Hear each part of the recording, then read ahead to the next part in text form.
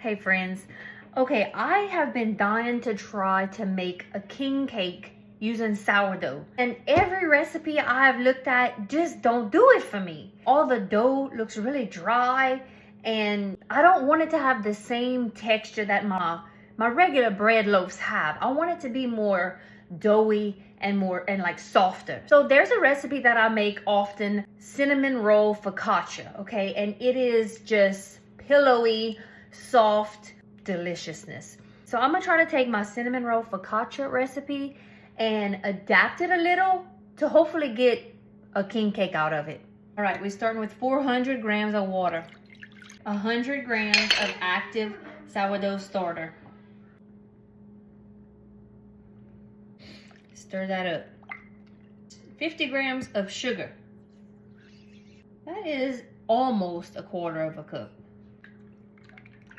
500 grams of flour. Take out your little flour sifter first. I'm using all-purpose, but you can use bread flour if that's what you got. 10 grams of salt. We're gonna mix this into a shaggy dough.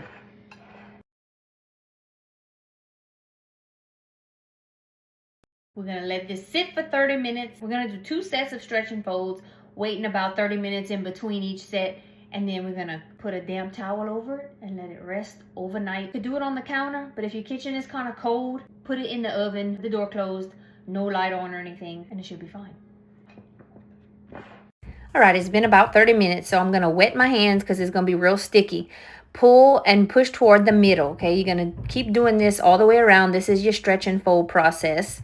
And do it until you feel it kind of start to tighten up. And then cover it again, let it rest for another 30 minutes and do the same thing. Now this time it tightened up a lot faster, which is what you want. Now it's time for it to go dough. Good morning. It's the next morning. Look at how beautiful and puffy this dough is, y'all. Now we're gonna make the cream cheese filling, and I forgot to take my cream cheese out to soften it, so I'm putting it in some hot water for about 3 minutes. Give it a little jiggle if you want. I think it's fun. Okay, time to make the cream cheese filling. This is the ingredients. I'm gonna put the recipe in the comments for y'all. All the recipes I saw for the cream cheese filling on these king cakes had lemon in them, which I never would have thought, but it did add a nice little freshness to it. You could leave out the zest if you don't want it to be too lemony flavored. I probably will next time, but it was still good. Now the cinnamon sugar mixture for the inside is pretty simple. It's just butter, cinnamon, and sugar. You're going to mix it together and it's going to be kind of slightly crumbly. That's okay. A little bit of olive oil on a baking sheet, and then you're going to put your dough on there and stretch it out. Try to get it to the corners, but it's probably going to bounce back on you a little bit. That's okay if it doesn't touch all the corners. And then I took a silicone scraper thing and I divided the dough in half. Keep in mind, y'all, it is pretty sticky, so like I had some oil on my hands, which helped. Go ahead and put your cinnamon sugar mixture on each half and take your fingers and kind of press it into the dough a little bit. Now for the cream cheese mixture, you're going to put about half into the king cake and save the other half to drizzle on top. Y'all, I intended to put some blueberry jam with this and I totally forgot. Maybe next time I'll make a blueberry king cake. But now just fold your dough over and kind of pinch the seams together. You're going to make 2 halves, but then you're going to connect them in the middle to make your king cake. And you know, when you bake it, you might have a little busting out. It don't matter. It's all delicious. Now this part's optional but highly recommended. Take that icing and divide it up into 3 so that you can do your Mardi Gras colors. I had some gel food coloring that I keep on hand to make birthday cakes and stuff. And there you go. You got your traditional Mardi Gras colors. Okay, king cake is out of the oven. You see I had some busting going on, but it doesn't matter. I had to thin out my icing just a little bit with some milk because it got thick on me. And there you go, just drizzle it on top to your heart's content.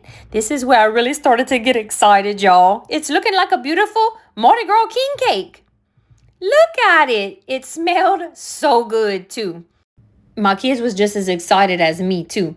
Let's see what they thought of it. Pause for reaction. I think they enjoyed it.